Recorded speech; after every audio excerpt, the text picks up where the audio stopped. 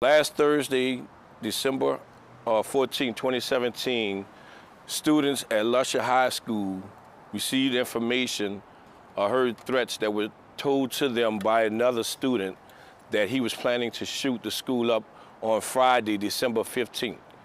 Upon being told these statements by this individual, the students immediately notified the staff and administration at Lusher High School, who then in turn immediately notified us, the 2nd District.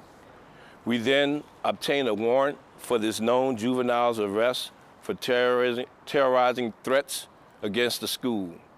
We then worked throughout the night to try to locate this individual, but was unsuccessful.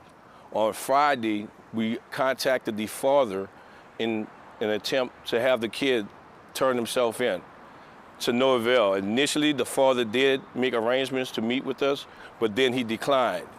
After several more conversations, he explicitly stated he was not turning his son into the New Orleans Police Department. At that time, our detectives then obtained a warrant for the father's arrest, Mr. Arthur Johnston, for accessory after the fact to terrorizing threats. We then executed a search warrant at their residence later on that night, where we located several handguns, rifles, and shotguns, as well as some controlled dangerous substance, to wit, a small amount of marijuana and marijuana paraphernalia. We then again obtained a warrant for Mr. Johnson's arrest for the controlled dangerous substance while being in possession of also firearms. Throughout the weekend, we made several attempts to locate Mr. Johnston as well as his son, but to no avail. We worked closely with the school staff administration of Lusher High School and keeping them abreast as to what was going on and the status of the case throughout the weekend. We were able to also partner up with some of our federal partners throughout the weekend in an attempt to locate these individuals, again to no avail. However, this morning, the mother of the known juvenile turned the juvenile into the juvenile bureau at our juvenile bureau this morning. Mr. Johnston then relocated to our station accompanied with his attorney and turned himself in as well. So as of right now, both are in custody. The juvenile is in custody for terrorizing threats against the school.